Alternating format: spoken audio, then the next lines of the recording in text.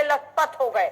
बिहार से लेकर राजस्थान तक और यूपी से लेकर हरियाणा जबरदस्त कोहराम मचा है।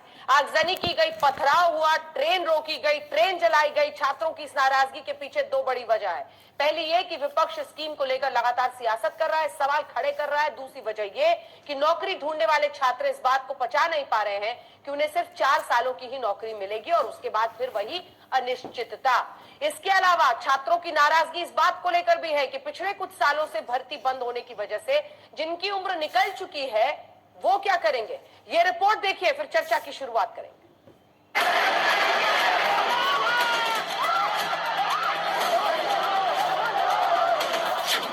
देश में शहर शहर बवाल है।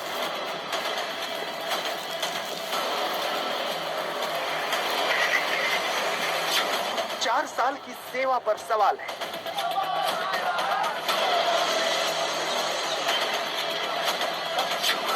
नई भर्ती स्कीम पर उबाल है।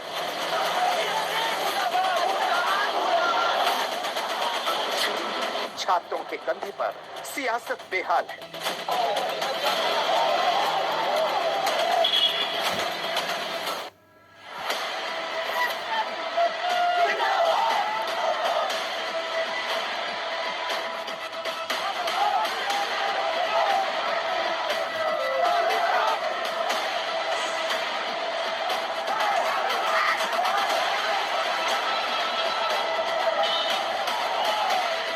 सरकार का अग्निपथ स्कीम छात्रों की अग्नि परीक्षा में आक्रोश की ताप झेल रहा है। देश भर में शहर शहर विरोध धधक रहा है।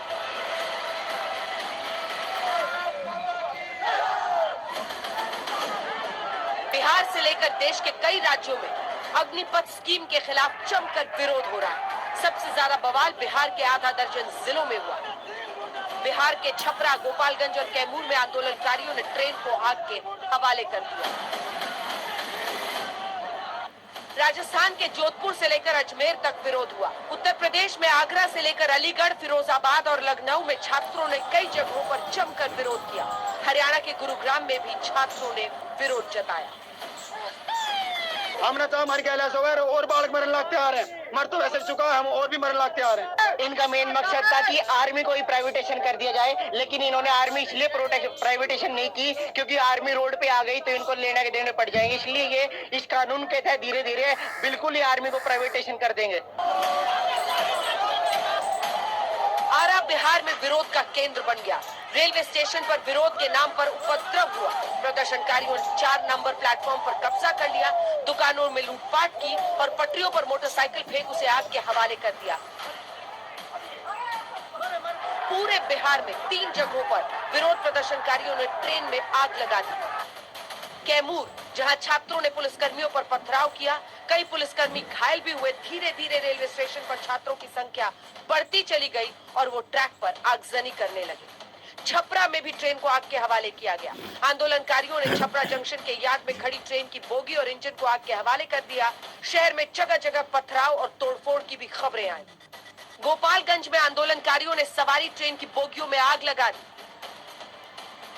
सरकार की अग्निपथ स्कीम का विरोध जब आज आरा रेलवे स्टेशन पर आक्रोशित युवा कर रहे थे तो उस दौरान तकरीबन प्लेटफॉर्म नंबर 2 और 3 के बीच में आधा दर्जन ऐसे छोटे छोटे स्टॉल्स जो लगाए जाते हैं उसमें जो है भयंकर तरीके से लूटमार की है और दुकानों को पूरी तरीके से क्षतिग्रस्त कर दिया है।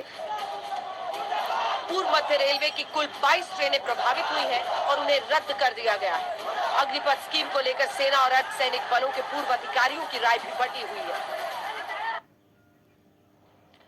इसी पर हम चर्चा की शुरुआत करेंगे, लेकिन चूंकि जिस तरह से अभी कई सारे मिथक इस पूरे मामले को लेकर जुड़े हुए हैं, कुछ ऐसी बातें हैं जो हम अपने दर्शकों के सामने और खास तौर पर वो छात्र जो विरोध कर रहे हैं उनके सामने रखना चाहते हैं।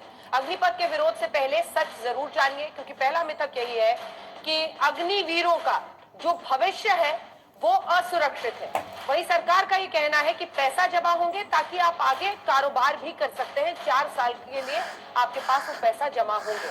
मिथक नंबर 2 जो है इस पूरे मामले में, वो हम अपने दर्शकों को अब दिखा देते हैं, क्योंकि अलग अलग भ्रांतियां फैल रही हैं जिसकी वजह से बच्चों में बहुत ज्यादा गुस्सा है।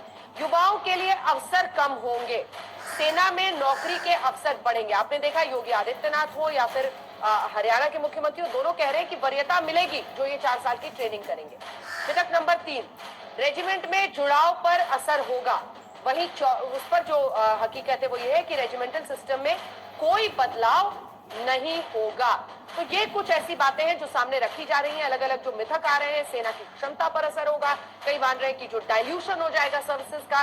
कई दूसरे पेशों में ऐसी स्कीम मौजूद है पहले से और उसके तहत लोगों को लिया जाता है। 25% को तो लिया ही जाएगा, अन्य लोगों को भी वरीयता अन्य सेवाओं में मिलेगी। हमने इस पर राकेश भदौरिया साहब जो कि पूर्व एयर चीफ स्टाफ है उनसे भी बात की है। उनका भी यही कहना था, उनका ये मानना था कि अगर कहीं पर कुछ मतभेद है तो उस पर अभी भी चर्चा की राय बन सकती है चर्चा करके, लेकिन रास्ता ऐसे ही निकलेगा।